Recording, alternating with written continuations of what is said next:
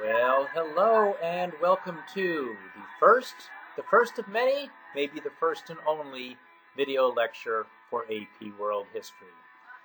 We're going to be looking at the Industrial Revolution and the impact that it had. You might notice right away, looking not at a picture of the Industrial Revolution, but my absolutely adorable daughter Persephone. Now, what is she doing there? Here's my thinking, and I thought this out real clear. I'm thinking about how resentful you all are that you're sitting at home in the privacy of your own home trying to get away from me, and here you are having to listen to me talk. And that can't be a good thing for you. Well, you get to look at this cute little baby girl with her big beautiful eyes, and that'll just bring a little bit of joy to your lives. So trying to work with you here. Hey, I call this the Western acceleration because really what the Industrial Revolution is where they call the Great Divergence happens, where the West simply becomes, well, at this point in history, a far, far more advanced, wealthier, more powerful society. Now, history is a long, long process, and another 50 years from now, or 100 or 200 years, this could be a little blip on the map, but for right now, it's what we're working with. Couple things, reminders. You would want to be watching this, and I'm going to ask you to take some notes on this with anything that comes up. I will take a quick look at your notes on the day that it's due next Thursday. And also remember that looking for make it 4 questions. 4 questions for the class. This can be very much content-based if there's something you're not particularly understanding or want to know more about. And at the same time, if you have some neat thoughts that come up that you just think maybe more open-ended question, that's terrific as well. Nice thing about this video lecture is that you need not sit through it for the entire hour. I'm going to try to bring it in at an hour, and I think I can do that. In fact, you can do 15 minutes tonight, 20 minutes tomorrow, 20 minutes the next day, and not quite as painful that way. Also, if there's something you're not quite getting, or you didn't pick up, or the phone rang, or you weren't paying attention, you can always go back and rewind it. So let's begin. First, want to talk a little bit about nationalism. It's an obvious thing to us today that people are a part of the states that they live in, the nations. I'm Congolese, I'm American, I'm Korean. In a lot of ways, though, that is really a 19th century invention. For the most part, people did not necessarily identify as part of a nation of people or a nation state. And actually, let's even go back to some basic questions here. What is the difference between a nation and a state? Let me ask you to pause the video for just a second, come up with an answer. And as many of you probably know, a state involves an actual government that is recognized.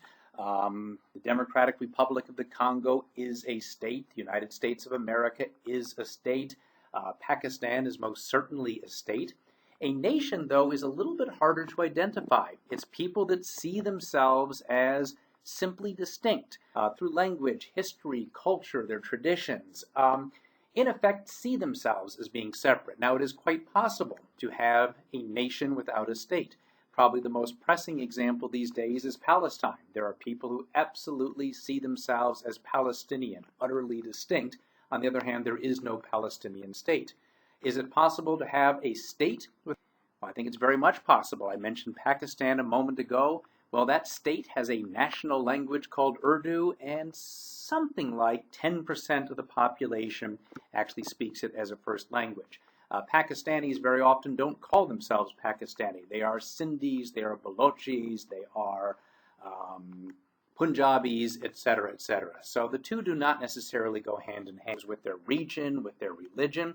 And, it's not as if basing societies and basing states upon a nationality is necessarily the way it's always going to be.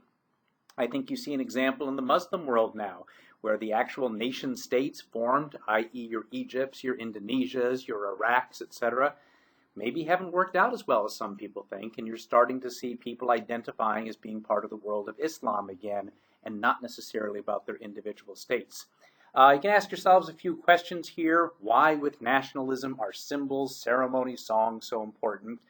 The French Revolution and Napoleonic Wars. Why? Why did that lead to the birth and the resurrection, well, not the resurrection, but the birth of nationalism as a major force in Europe? The emphasis on educating the people within a state. And again, the problems with people who are the minorities. Well, 85% of us are Russian. What about that other 15%? It doesn't have to be a problem, but it can be. The man whose photograph you see, that handsome gent, that's Johann Gottfried von Herder, came up with an idea what he called the Volksgeist. He was a writer, and a Volksgeist is it's a people's spirit. It's the national spirit. He did not argue that the German Volksgeist is superior, nothing like that. He simply said German people are distinct. Italian people are distinct. They have their own special ways of doing things. The same with the Chinese, the same with various other societies. That idea that there is something unique about a culture, and that should be the principle of a society.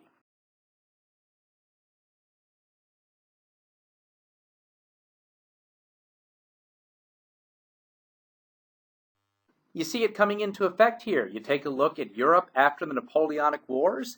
There's no Germany. There is Prussia. There are the German Confederation, but this is really the old Holy Roman Empire.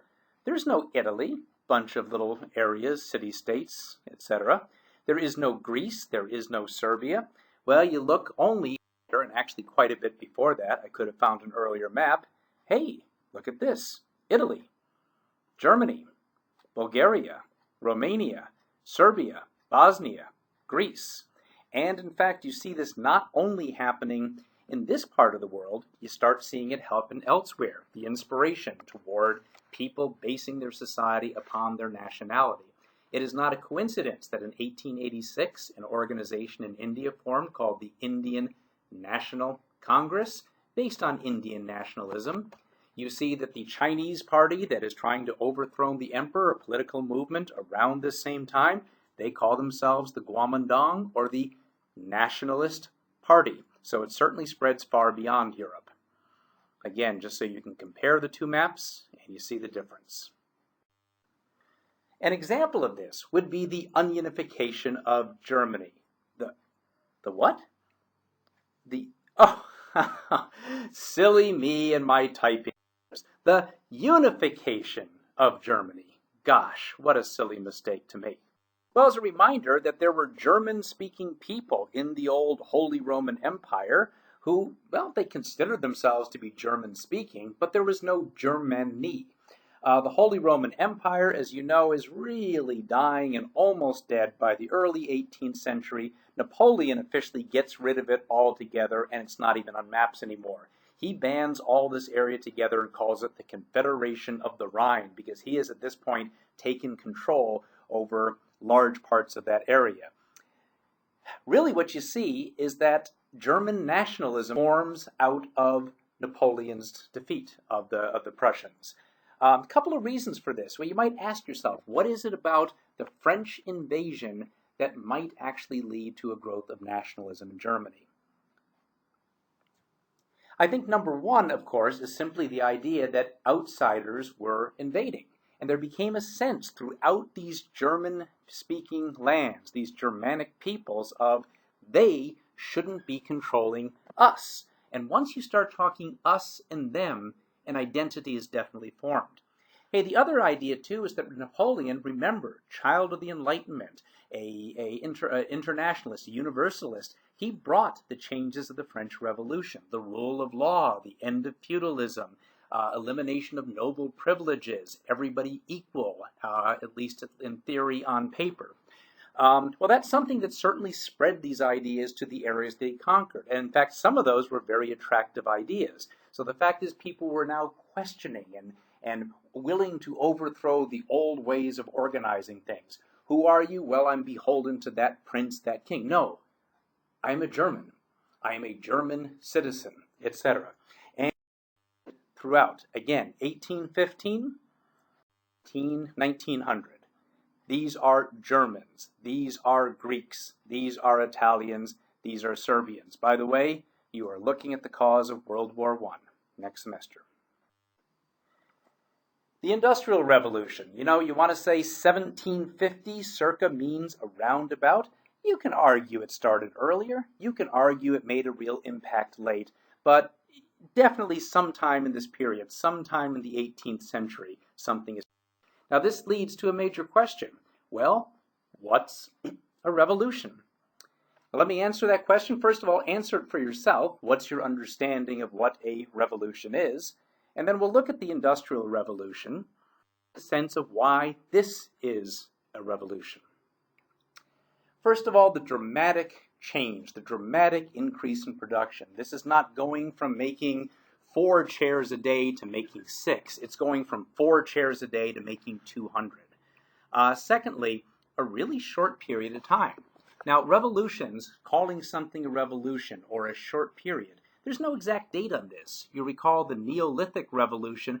Hey, that happened over thousands of years, but given the very limited change over the many thousands and tens of thousands of years, that was a very dramatic change in a comparatively short period of time. And it mattered. It led to enormous, lasting change almost eventually. Well, what you're looking at here is this. The way people had lived for centuries, for millennia, for tens of thousands of years becomes that. I think that's Kuala Lumpur, but I could be wrong. In just a couple hundred years.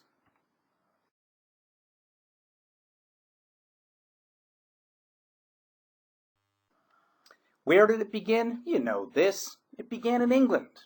Jolly old England. England. Well, a number of things. First of all, it started with agriculture for a variety of reasons. And honestly, the agricultural developments aren't really a revolution. They're an evolution. These are changes, better fertilizers, crop rotation, etc., breeding of plants and animals to develop better products. All of this had been happening for centuries, for many centuries, but it does start to kick in the 17th century, speeds up a little bit. The geography of England. If you go back to that map, you can see the rivers that are there. You can go virtually any place in England by river. The natural resources, the coal. Actually, you know what? Going back to the rivers, if you attempt to take a boat from Kinshasa to Matadi, you know you're going to hit those cataracts, and you simply can't do it. England, you know what? They got lucky. The rivers can be navigated by ships, and by fairly big ships as well. The population of England is, well, it's already fairly large, but it's growing and growing substantially, as you'll soon see. Soon more wealth, but as importantly, for a nation of shopkeepers, as Napoleon called them, more people to buy the products, the consumers. Remember the English colonies. Now, it's true that in the early 1700s, England did have the United States, what became the United States. Now, that actually changes, of course, by the time we get to 1800, but England controls India. All these resources to help England build up its industrial economy, and again, the consumers as well. It's got a banking system. It's basically the banking capital of Europe and of the world for that matter. So there's money to invest. And a stable government, a government that, you know what, it does, and it's actively committed to promoting growth. All of the above.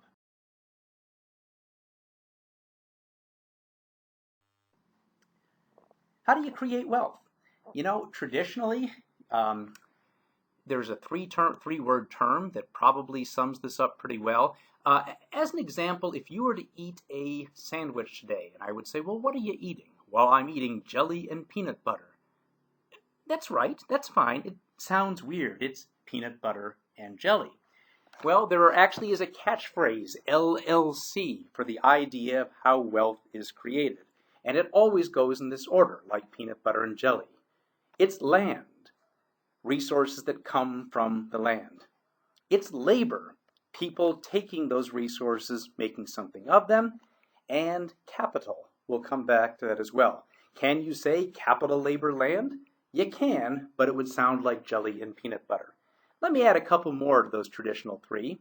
Individual efforts, i.e. it takes somebody and many people, and really millions of people, to do something with the land, the labor, and the capital. And then government as well. The decisions that government makes or doesn't make can either grow wealth for the people and for the society or take wealth away. Well, England had the land. Look, it grew its own food. It had good agricultural area and the non-edible crops. Now, of course, here we're thinking about things, and forests and all that. Of course, the big key for England is cotton. Now, you don't grow cotton in England. But you do grow it in India. You do grow it in the American colonies. When the American colonies break free, you trade based on that relationship. So England had the advantage of that. We've mentioned the rivers, we've mentioned the water supply, ample amount of both, and of course the minerals, the copper, stone, iron, great coal, which fires that industrial revolution. Hey, quick side note is that there are people in America that made their fortunes based on farming ice. Yes, ICE. Why? No electricity, no refrigeration. There were ways to harvest the ice off the northern lakes in the winter, wrap it so it doesn't melt, send it to other parts of the country, and people made a ton of money on that. Just your random free fact of the day. Talking about energy, really kind of interesting. You're looking here at how oil is an absolute non-entity. Nobody cares about oil and gas. I can tell you if it's 1870 and you say, hey, I just struck oil face, that wah, wah, wah, wah face. Why? Because your land's been ruined. Who has any use for oil at all? That kind of changes by the 20th century, and you'll see why. Coal mining. Hey, it's not just the ton of coal taking 50,000 miners. Look at the extent, the growth of coal during this period, and the fact that instead of, about, 25 workers getting a ton of coal, whatever that is, whatever that ratio is, 1 to 27, we are still getting maybe 10 times as much coal per worker. Why? Of course, that's all the machine is about. I won't spend any time on this, but it's probably worth looking at this slide. I did not create it. But we are getting to ways impacted the environment. It's now getting to be a serious thing. The pollution is there, the deforestation is there. Probably at this period, people are most, oh dear, look at the pollution, the air smells bad, look how dirty things are, and it may not be healthy for people living in this area.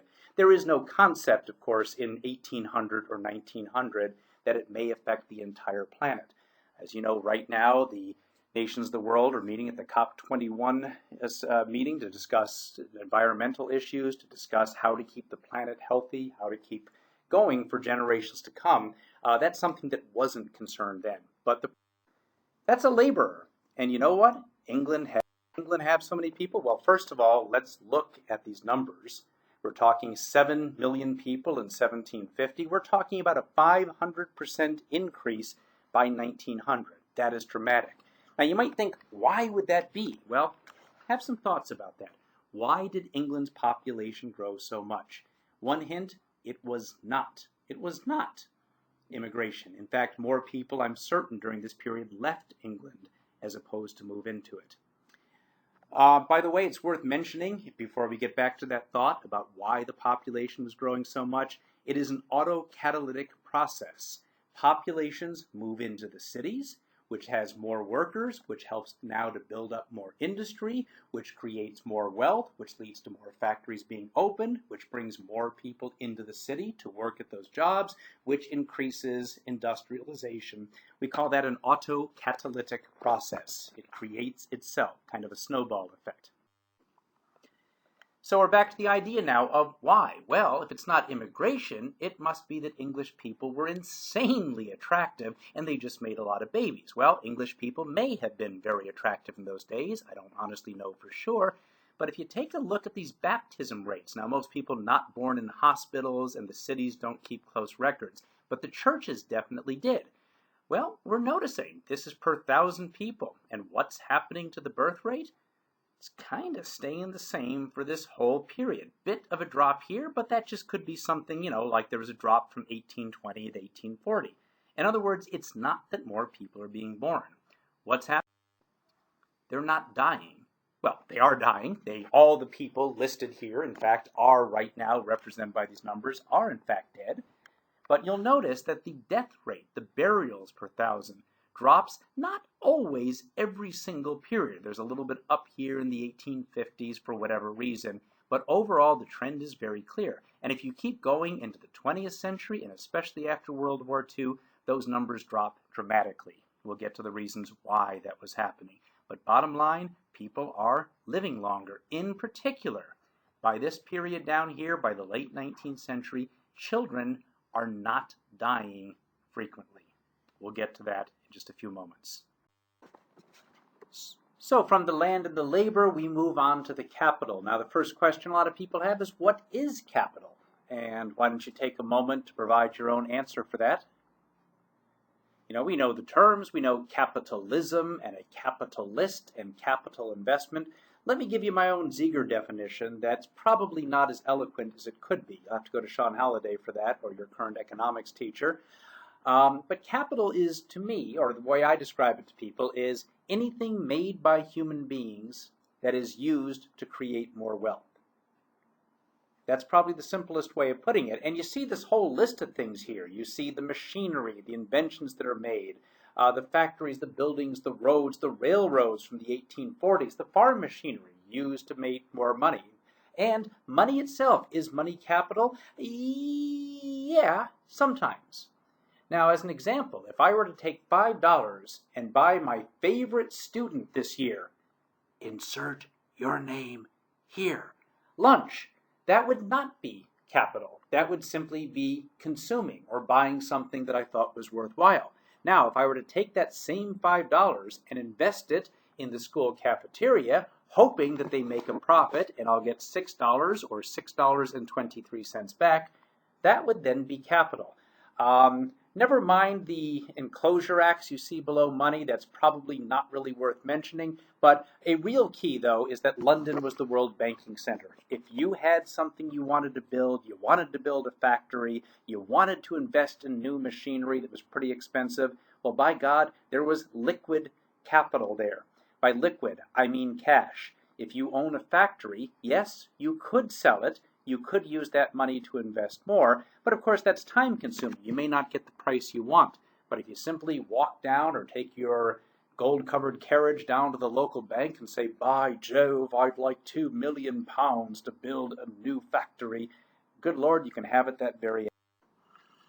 Moving on to those other two, the individual efforts and government. You know, we talk about the famous people of history, the wealthy industrialists, the people that just make tons of money, the people who succeed, the inventors, the Eli Whitneys, the James Watts. It should be obvious, I think, to people that for every one person that invests in a dream or tries to build something up, who goes from nothing in his pockets to a wealthy man, hey, there are going to be dozens, hundreds, maybe thousands who fail. For all these inventions that we're looking at and how magnificent some of them were, how many people tried to do similar things and just failed? Well, it's not just a matter of saying, I think I'll do this, it's being willing to do it, taking the risk to do it. So it took individual people for this to actually help, is of course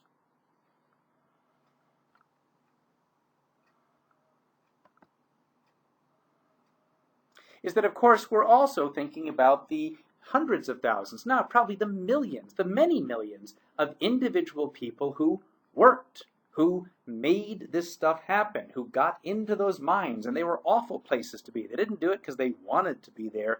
They did it because they had to. But of course, you can have all the inventions in the world, all the land, labor, and capital, and if you don't have millions of forgotten people risking their lives, not doing it to build up the country's economy, doing it to feed their families, well, that's a huge part of the individual efforts as well. And again, the inventions and auto-catalytic process, somebody invents something. And then finally, taking a look, by the way, some of these inventions, you can take a look on your own, seeing some power looms and seeing some steam engines, etc.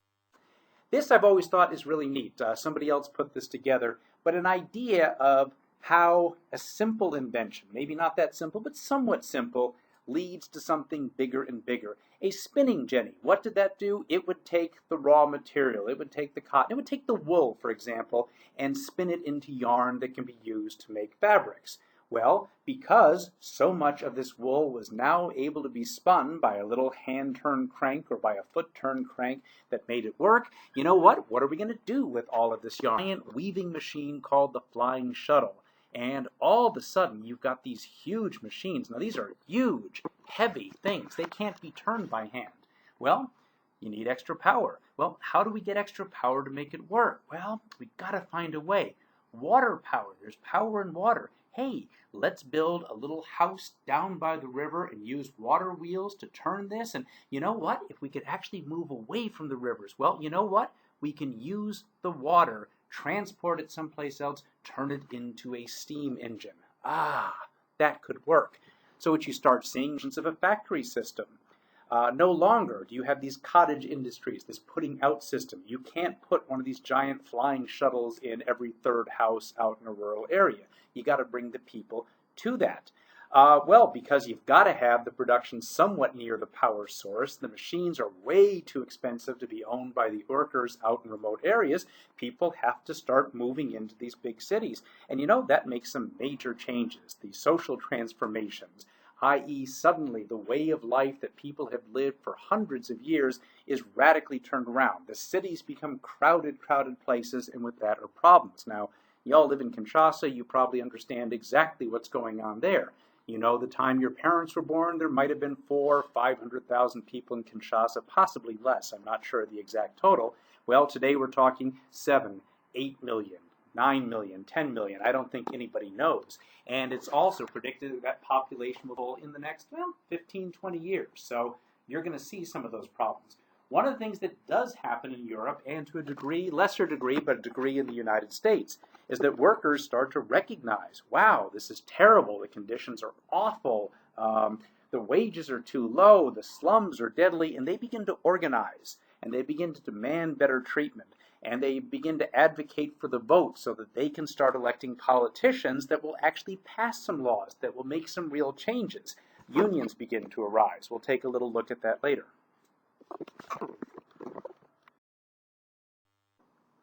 Just a look at assembly line production. We'll do something with this in class, or already will have by the time you've listened to this, but the bottom line is one person can do a lot more work with the...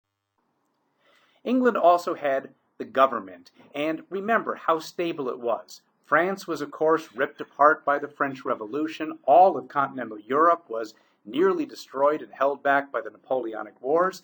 You know, not England. No revolution there. No major fighting there. 1848 is the year of revolution across Europe. All but 2 major countries in Europe undergo major revolution or rebellion.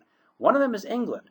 Most English people felt like things were working for them. They felt like they had a voice in government that wasn't worth overthrowing the whole system. The other, by the way, was Russia, because Russia was so undeveloped, so backwards, I don't think it really occurred to most Russians that a political revolution was even an option.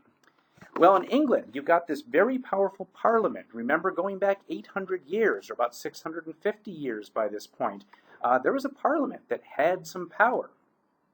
Parliament is full initially of the lords, and guess what? The lords make laws favorable to lords, which gives the lords a lot more wealth and a lot more money and wealth that they can invest in other ideas.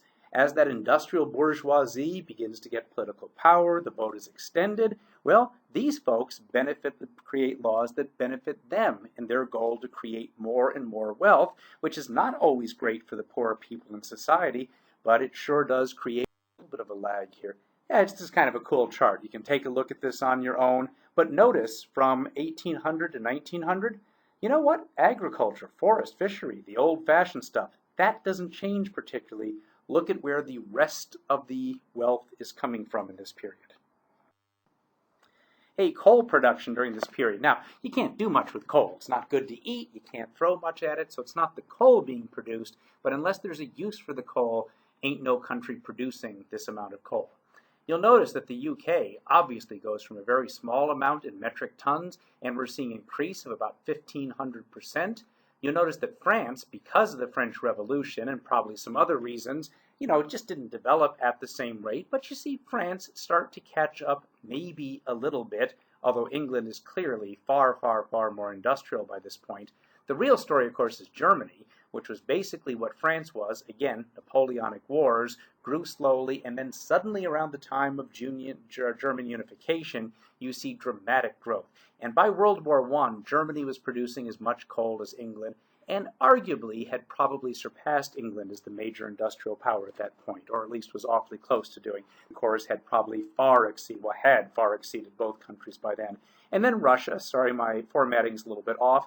They just don't produce coal. There's nothing there, but you are starting to see in the 1880s, you are starting to see a major move toward industrialization in Russia as well. England's cotton exports increase 500% in 30 years. And you don't produce cotton, you don't import cotton unless you can do something with it. They have the machinery and the technology. Kind of an interesting little chart here. We're looking at the whole period, 1750 to 1930. Notice this is per capita levels of industrialization, per person in the society. Well, you'll see that England, just using, and they explain down here how exactly they come up with their numbers, you'll see that England's growth in the late 18th century and early 19th century, it's pretty dramatic and continues to grow. England is a more industrialized society in 1900 than in 1880 and 1913 than 1900. But look at what some other countries are doing. The Germans go from an afterthought and almost no growth until coming close to matching England. Look at the United States, which is per capita. This is not because the United States had a small population. It's not industrial. The British don't allow industrialization in the United States. They want to sell their stuff. Well, the United States really starts to kick into gear right about here, the 1860s, 1880s, oh my goodness, by 1900. And no question, by 1913, the United States, with a population of 100 million, even per capita, has a lot more industrial production than England. You know what? It helped the United States and certainly Germany to come second, because the British, for all these inventions that didn't really quite work and that had to be perfected and tinkered with, you know that the United States and German inventors and corporations are not saying, well, to be fair, I guess we should probably make the same mistakes they did. They used the 10th, 12th, 15th generation inventions that actually worked. And if you were a British investor, an industrialist, you've made a lot of money, you want to invest it in the place that will get you the most yield, let me tell you, a United States of America with a huge population and almost unlimited natural resources, that's where you want to invest your money.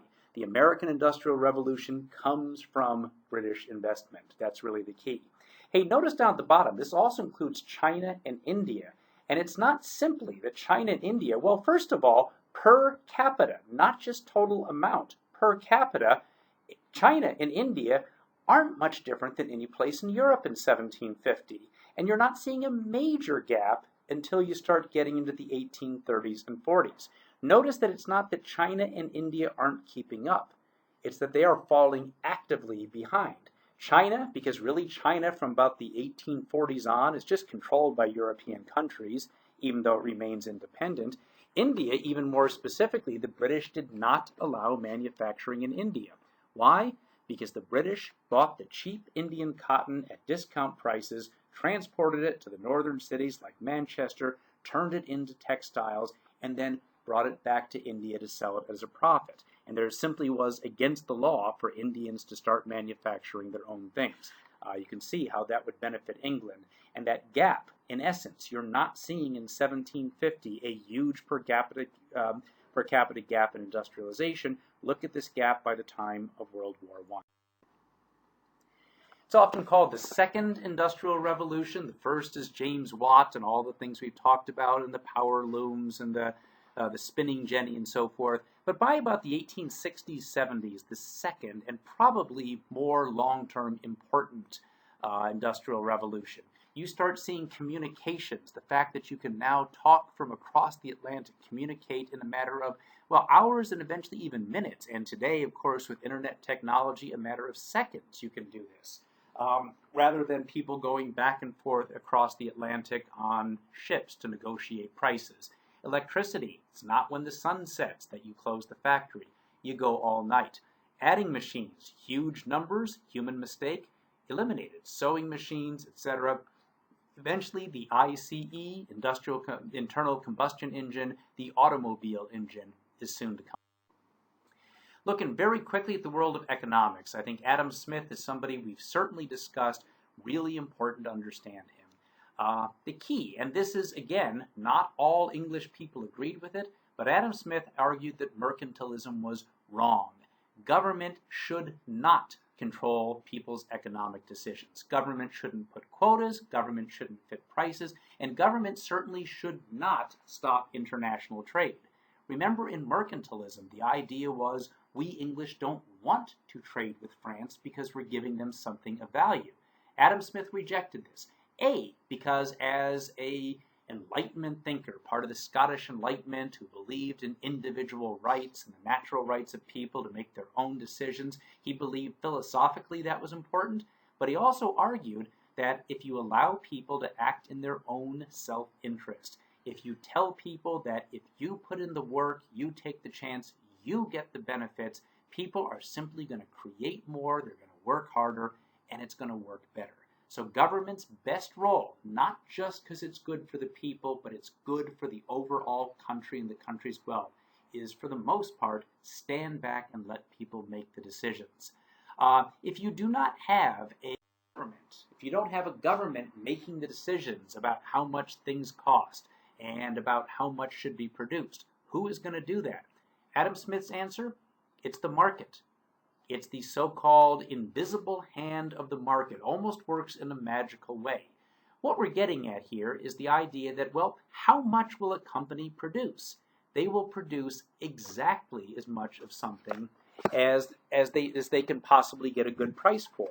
If at some point they produce too much of it and there's no demand for it, well, it doesn't make any sense to produce that kind of supply.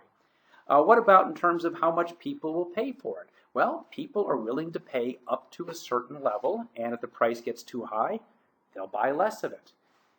Basically, this equilibrium where supply and demand naturally meet, Adam Smith says, is the most efficient and the most wealth-producing of all the possible economic systems.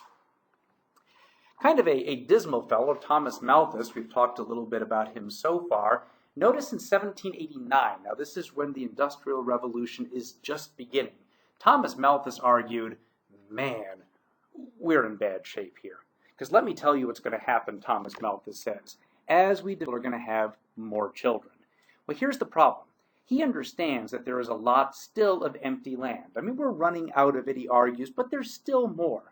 So if right now, let's say in England or someplace in the world, we produce maybe 500 units of food from agriculture, he understands that 20, 30 years down the road, we can produce an additional 500 units. And you know what? Another 20 years down the road, another 500 units. And maybe after 5 or 6 generations, that 500 units of food, it's going to turn into maybe 3,000 units of food. But here's the problem. What is population doing at that same time?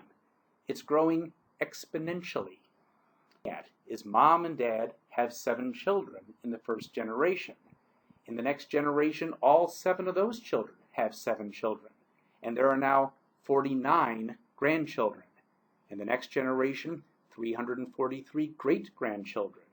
And then over 2,000 great-great-grandchildren. And then about 15,000 great-great-great-grandchildren. So 500 units of food could feed 2 people? Sure. 3,000? What's going to happen? Well, we're simply going to starve and die and go to war, and it's going to be this endless cycle of growth and destruction. They used to call economics the dismal or dreary science. I think that explains why. You know what? Malthus was not right. Malthus was first of all wrong about the limits to food production. He said, look, you can't produce more food than we already do on the land, and the land is going to run out. Well, actually, no, the Green Revolution, the agricultural revolutions of the 19th and 20th century, actually a lot more than 500 units can be produced on that first bit of land. It can be in the thousands, perhaps in the tens of thousands. And more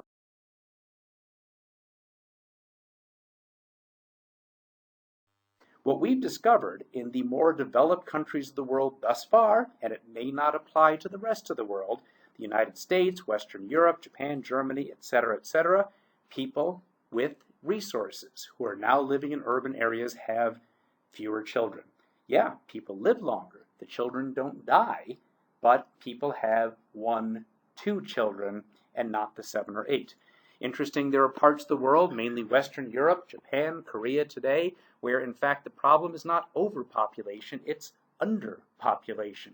government programs to encourage more children. One of the big questions, a place like the Congo, the key is that the Congolese, with modern medical care, children are dying less, but people are still having 4, 5, 6 children. One of the big questions about what population will happen, levels will hit in the world, is whether, in fact, countries in sub-Saharan Africa and some other parts of the world, will they begin going through this demographic transition model where they start lowering the birth rate, not through government policy, but because it doesn't make sense for people to have 4, 5, 6 children. Are we going to see the world's population continue to grow 10 billion, 12 billion, 14 billion? Well, that could happen if people in some parts of the world continue to have 5, 6, 7 kids. If somehow, and this could happen, and there are people working on this, of course, if the developing countries of the world begin to have fewer children sooner rather than later, in the next 15, 20 years, not in the next 50 to 100, world population could stabilize at a fairly manageable level. Karl Marx also worth taking a look at for sure. We're going to do a lot more with him second semester, but the things to understand about Marx at this point. First of all, he saw himself as a scientist, a social scientist, a man of the scientific revolution, a man of the Enlightenment. Look, the Enlightenment was basically taking scientific principles and applying it to human society.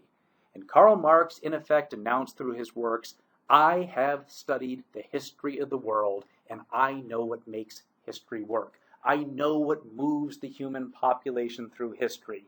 It's an ongoing set of classes, the wealthy versus the poor, the haves versus the have-nots. And this goes all the way back, he says, to the prehistoric times and to the classical civilizations and to the days of feudalism. Well, now we get to a situation, he says, in industrial capitalism.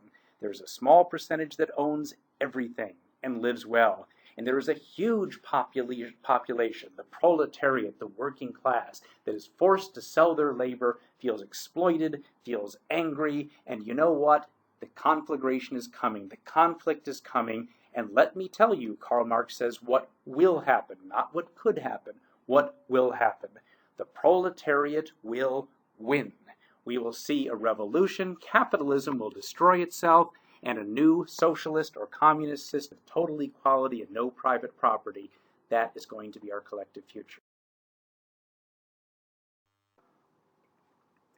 You know, the impact of mass production, cheap, fast, loaded with profit, which means more investment and more industrial growth, which means more cheap, fast, and efficient and loaded with profit production. It made consumer goods affordable. Now it's not only the wealthy who can buy things, wage earners. Henry Ford, who in many ways not one of my favorite people, but a smart guy, he paid his auto workers more than he needed to pay his auto workers. Why? Because he wanted his workers to buy his cars. For the working people themselves, it wasn't always very satisfying work, sometimes incredibly dull. You got to go back to the times where the master craftsmen and the artisans make chairs. Well, those jobs are largely gone by this point, replaced by people on assembly lines simply hitting a nail on the head as it came by on the line. By the way, relatively few people can make chairs from a block of wood, but just about anybody can take a hammer and hit a nail. So those unskilled work that people are doing meant late wages were low. Regular unemployment, things were slowing down on the farm, you have food to eat. In the big city, well, many bosses would just say, you know what, it's not profitable. I'm cutting the workforce by 40% this month.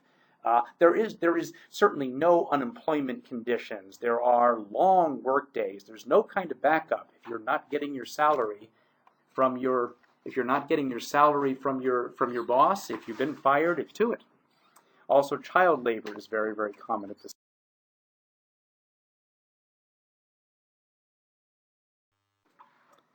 Do know there's no minimum wage, there are no maximum hours, none of these types of things. That simply doesn't happen at this point at all. And you see how dangerous it was. Just want to highlight this one number. 30-year period in the United States, an estimated 86,000 railroad workers die on the job. Now think about that. That's 3,000 a year. That's 10 a day every single year for a 30-year period. Did people do these jobs because they wanted to do them? They did these jobs because they needed to. That was the way to survive. And certainly Karl Marx and the critics of capitalism would point out that that is a huge price to pay. And if we're being quite honest, most of these people probably didn't need to die, but they were replaceable. So, well, we cut corners, we do it as cheaply as we can, maximum profit in mind. Well, a couple hundred die when a mine collapses. There are more workers out there. Response to this is labor unions. Workers coming together. We'll talk about this a little bit more in class, but the idea is we may not have a lot of power ourselves. The owners, the bourgeoisie, controls all the wealth. They know the government people. They control the police forces. What we have is the numbers. Oh, I understand that if I go to my boss and say, I need my wages doubled, I can't feed my family, I'll be fired immediately because he'll point to 200 people standing outside the factory gates, more than willing to take my job. But if all of us work together and stand in the boss's office and say, we demand that you double all of our wages and we're not working for less, well, if the boss factory going, he may need to give in. What if the boss doesn't? A strike. We refuse to work until you pay us what we think we need. Getting public support, more of a 20th century conception, but simply the idea your cause is just. There are people in this room talking last week about not buying chocolate made by slave labor, about free trade chocolate. Well, that's certainly something that could work for people working in unfair conditions as well.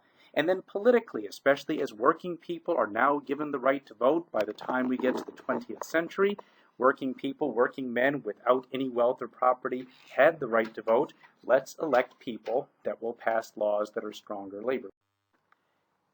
It should be obvious that forming a union is not an easy thing to do. We'll probably talk about this a little more in class, or if things go well, we might have already done so. But obviously, unions are a threat to people that own wealth. Not exclusively true. Not all people by any means are greedy and selfish, and I think a lot of people, maybe particularly in a more modern world, believe in the idea of treating employees fairly. But certainly when you have people wanting to take power and hence wealth in their own hands, they're going to meet with a lot of resistance. The organizers, people creating a fuss, talking about union, well, they can be fired and removed. There, of course, were no laws stopping people from doing that.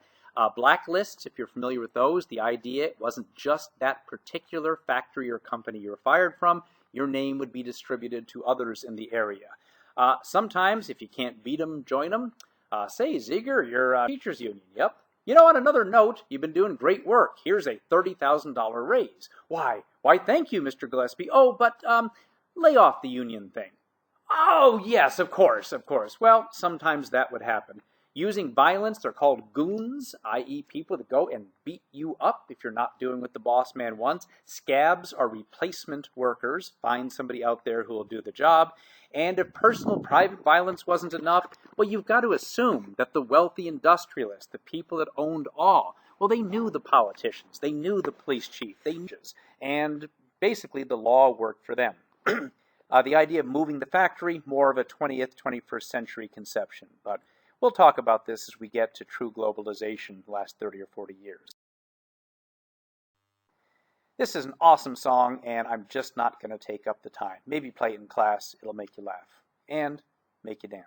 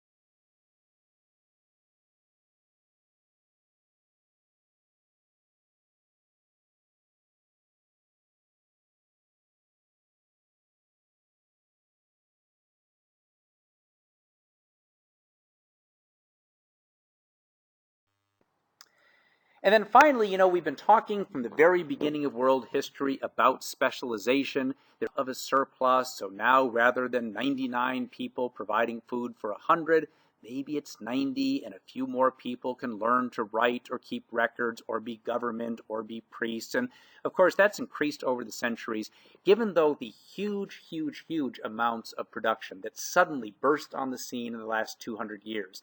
The surpluses available in modern societies are unimaginable. As an example, we talk about world hunger. Well, the United States alone today is capable of producing enough food for everybody on this planet. So increasingly, with more and more people living urban lifestyles, with production being so overwhelming in terms of what we have available, well, more specialization begins to come. And I'm only going to highlight a few of these, but some of the main ideas that came out of these industrialized societies that fundamentally changed the way we think about life. Charles Darwin, of course, is an absolute key to this. Darwin himself, the idea of natural selection, the idea of evolution, the idea of where does life come from? Now, of course, the standard answer was God created everything exactly as it was, and probably about 6,000 years ago was the common belief. Darwin looked for evidence, and he found evidence that suggested small, minuscule, he didn't know what genes were, but genetic changes in individual organisms over a period of hundreds or thousands of generations changes what that species is. Simply, as hard as it is to believe, all life forms on this planet, to a student, to a buffalo, to a worm, are all genetically related from a common ancestor. And actually, Darwin, it's called the theory of evolution, but it's considered to be, in essence, scientific fact by the vast majority of biologists out there. It has certainly been holding much more scientifically proven credibility today than it was 150 years ago. Why is Darwin? Well, a couple of thoughts. First of all, maybe this really is the culmination. Scientific revolution, enlightenment, using logic, using information, not taking things as givens. Well, now, basically with Darwin, many people believe that we understand life. And what is more basic? We have figured that out. Does it contradict traditional religious beliefs? Well, I think I don't believe that you can be a biologist and say, oh, and I believe God created everything on this planet 6,000 years ago exactly as it is today. I don't think you can do that credibly, and I think it'd be hard to find a biologist who would say that. Now, is it an unsolved conflict between science and religion? That's more of an open question, because there certainly are many very, very religious scientists who would say, look, these are the laws that create this. I believe evolution. I understand evolution, but there is a creator God that put them into place. And I certainly think that that's less of an inevitable conflict. Gregor Mendel, well, this is basically just why is it that people look like their parents? Why is it that if you crossbreed two types of pea pods of a certain color, the offspring is going to be that way? Is this simply that God made me look like my mom and have my dad's eyes? Well, without understanding the details of genetics, he's able to figure out exactly how traits are passed on and why some are not. Louis Pasteur, probably the most important, and I think, well, not necessarily most important, but in terms of day-to-day life for average person, if you take a look at these little charts here about the decline of death rates, looking all throughout Western Europe, you're going to see relatively little change up until about, 1880 or so. And it drops a little bit here in France, but then it rises, and then it drops, and then it rises. Hey, that's the usual stuff. That's a drought, that's a war, that's an epidemic of disease. But seeing absolutely consistent drops all throughout Western Europe, starting here at about 1870 or 1880. And it continues to agree to this very day today. Why? Louis Pasteur, germ theory. Disease is caused by germs. These germs can be controlled or eradicated. You start seeing a rabies vaccine comes from Pasteur, pasteurization, cleaning of water supply, treating water supply. People used to die from typhoid and cholera, rich or poor, it didn't much matter. And of course, this means even others like Joseph Lister, antiseptics. You get a little cut on your hand. I pick up my first aid kit. I put an antiseptic on it to kill the germs. All of this is the last 120 years. As we've mentioned in class, people across the world lived about 40 years on average, sometimes a little less, 30 to 40. That all changes starting in the early 1900s in the developed parts of the world and is now spreading to other parts of the world. A difference, of course, today is that in a place like the Congo, well, we certainly know what will prevent these diseases. It's a matter of income, it's a matter of distribution, maybe of educating people at the local level, but we understand exactly how to take the death rates in the Congo and dramatically reduce them. We understand that entirely, and in theory, it could happen starting next week if there is the economic, the political will, the committed effort to make it happen. That's a pretty... Sigmund Freud we can barely touch upon here. If you're taking psychology next year, pretty fascinating guy. Freud was a man kind of out on the margins. He was an undoubtedly brilliant Austrian physicist. And remember the whole Enlightenment idea of progress, of the human mind as a tabula rasa. How, you know what, as long as we put the right ideas into people and raise them the right way, they will make rational, good-hearted decisions. And human beings aren't perfect. They're not going to be perfect, but they will gradually become better and better and better societies. It's 1900. Look at us versus our barbarian past of religious wars and things like that. Good Lord, look at us in comparison to these underdeveloped parts of the world. Freud argued this is nonsense. Human beings, he argued, are not rational. Human beings are animals just like the others. Yes, they have kindness and caring and nurturing and creativity in them, and they have violence, they have sexual desire, they have destruction within them. And the idea that human beings are simply going to make rational decisions if given the proper upbringing, absolute nonsense. Well, in 1900, no one's listening to this gloomy Gus Sigmund Freud who seems to be entirely hung up on sex and all sorts of naughty things like that. I'll tell you, by 1918, after a war in which 15 million people died because somebody shot a prince, I guess, maybe we're not quite there as a society. Maybe human beings have a violent, vicious, irrational side to them too. And Freud becomes the idea of an unconscious, not being in control of our behaviors, thoughts, and emotions. Very much plays a major role in contemporary society. Quick look at the United States, just to give you an idea of the rapidity of expansion. What you're seeing over here along the East Coast, these would be the original 13 colonies. The American Revolution, of course, occurs 1776. By 1783, a peace treaty is signed, and the Mississippi River, everything east of, is the United States. A little addition of Spain in 1819, Louisiana purchased from France in 1803, Texas, part of Spain and then part of an independent Mexico, declares independence and then is actually annexed by the United States in 1845. Oregon, 1846, war with Mexico takes the rest of this area. In effect, in about 60 years, the United States has gone from not existing to this huge sea to shining sea powerhouse. By this time that we're looking at right now, in the 1830s, 40s, 50s, 60s, well, the United States, I like to think of about it as being LeBron James when he was about 12 years old. You know, you look at this 12-year-old, you can't believe the physical gifts and potential that he has. You know that he's going to be a world beater. And people did know that about LeBron James when he was 10, 11 years old. But was he currently the greatest basketball player on the planet? Certainly was not. And the United States was not the dominant world power in the 1850s and 60s. But starting in the 1870s, and certainly by the time World War I is over, it is the United States planet, at least to this present day, although as we'll explore later, that's certainly less true than it was 50 years ago. One of the problems of expansion was the slavery issue. Now keep in mind that everywhere in the Western world, slavery was being banned and eliminated.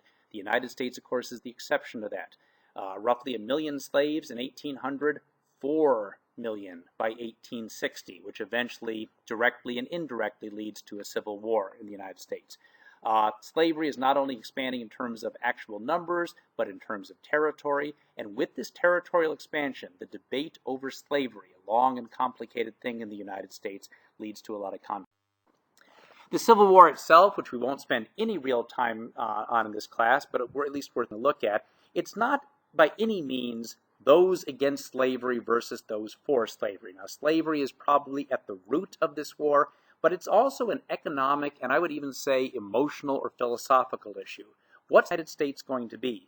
Is it going to be this old-fashioned, aristocratic, agriculture and, quote, honor-based system in which we live like our ancestors, or is the United States going to leap into the 19th and 20th centuries and become this new industrialized power?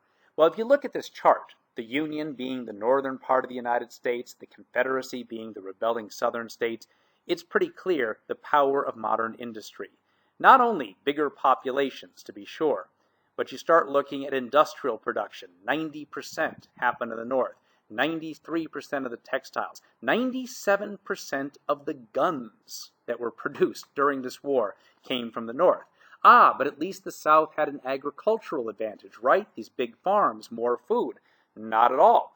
2/3 of the livestock, 3/4 of the farm acreage, 80% of the wheat, 67% of the corn grown in the north. Well, what are the Southerners doing with all that farmland? Growing cotton. They produce 96% of it. Now, cotton, as an incredibly valuable resource, can be sold to factory owners to buy livestock, food, grain, firearms, clothing. Problem: the northern factories are no longer buying this cotton during the Civil War, and England and France, who would quite gladly buy southern cotton at this point, because prices are going up pretty dramatically, are not really able to do so. The northern armies blockade the ports of the South, and although there are voices in England and France to say, no, wait a minute, let's do this. Let's get involved in this war. We can weaken the United States, which will be a primary competition in the years to come, and we get our cheap cotton for our factories. In effect, this war was seen in Europe as being a war to end slavery, and the sentiment against slavery among the average person within France, England, Germany, etc., is so strong that the English and French governments never, ever could have supported the Confederacy in this war. So the Union wins this war, and really it's not just the end of slavery with the 13th Amendment in 1865, but it's also puts America on a course of modern industrial capitalism. Looking at these numbers, you will see the difference. Relatively little growth up to the 1860s, end of the Civil War, and here goes the rise. Oops, a little bit of an economic crisis. Improvement, improvement, improvement, improvement. You're going to see another dip here after 1890 with another little depression, but industrial growth continues to grow in the United States. Notice this is about close to a 7- or 8-fold increase in production in 30 years. The British never did anything like that over a century. Again, we talked about in class today.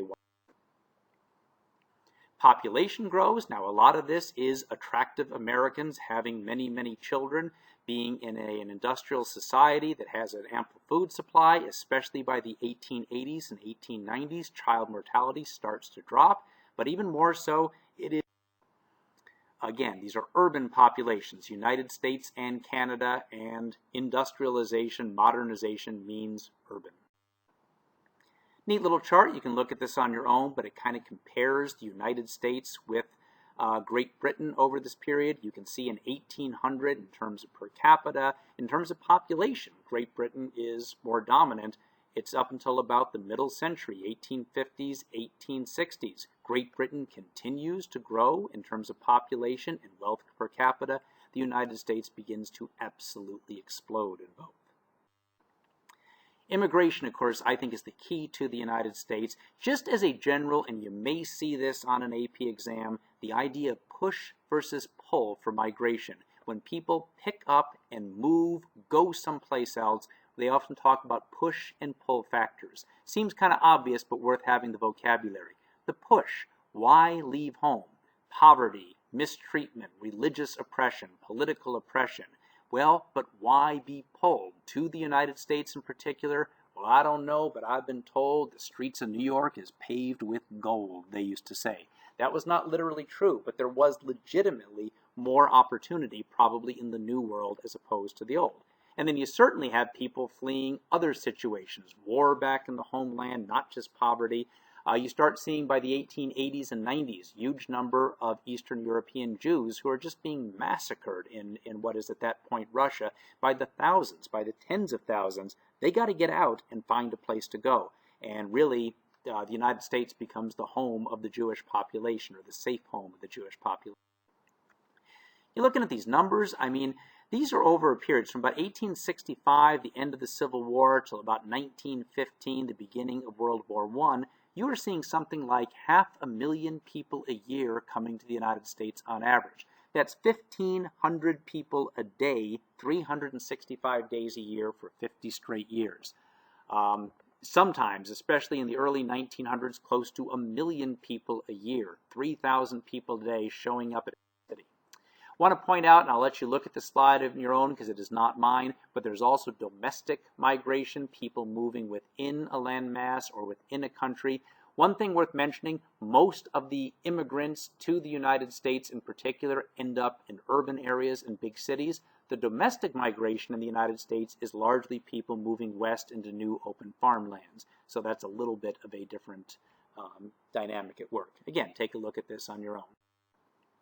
Just some photographs of immigrants. I mean, imagine probably not a person on this boat speaks a word of English. Maybe most of them might have a wife's second cousin's friend who might possibly live in some part of a place called New York. God knows what they're going to find. They're hoping it's better than what they left. I want to point out the porters and the taxi service is not bringing the rest of their belongings with them. For these families, that's what they're bringing with them. There is no home waiting for them. There's no bank account. There is a vague promise, maybe, of work of some sort for some of the workers, some of the men, who knows. This is Ellis Island. My grandmother showed up there in 1908. My father's father, grandfather, in 1913. Again, 1,500, 2,000, 3,000, 4,000 people a day. Next, and on to the streets of New York. And the streets of New York, of course, often a pretty rough place. Yes, there was opportunity. Yes, there was a sense of freedom. That's probably not the most pleasant place to be spending your life at this point.